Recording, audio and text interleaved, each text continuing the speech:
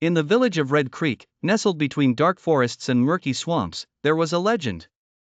It was said that every 20 years, on the night of the blood moon, something unspeakable would come to claim its due.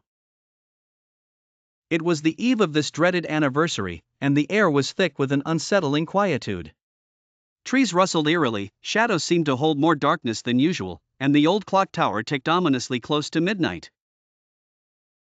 Sarah, a headstrong woman with a penchant for the unknown, decided to confront this myth once and for all.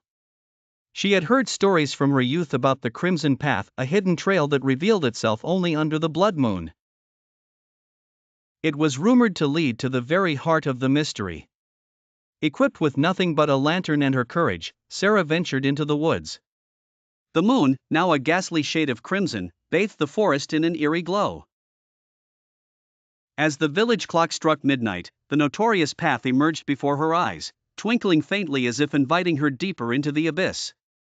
Her heartbeat quickened, but her resolve steeled her steps. Along the way, she felt unseen eyes watching her, the feeling of being stalked intensifying with every step. Suddenly, she heard whispers, eerie murmurs that made her skin crawl and her breath catch.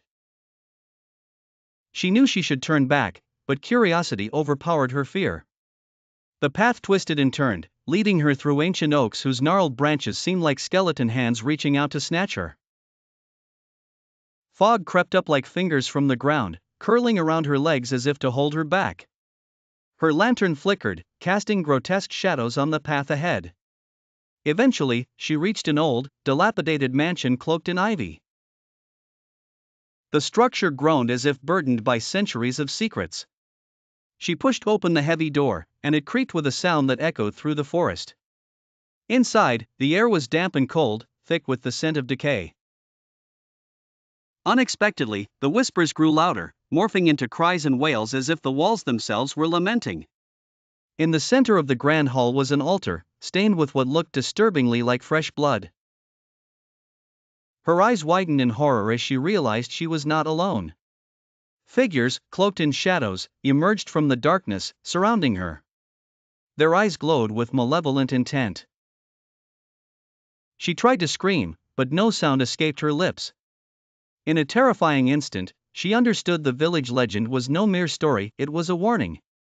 The blood moon demanded a sacrifice, and she had walked straight into its trap. Terrified, she dropped her lantern, its flame extinguished on impact, plunging her into complete darkness.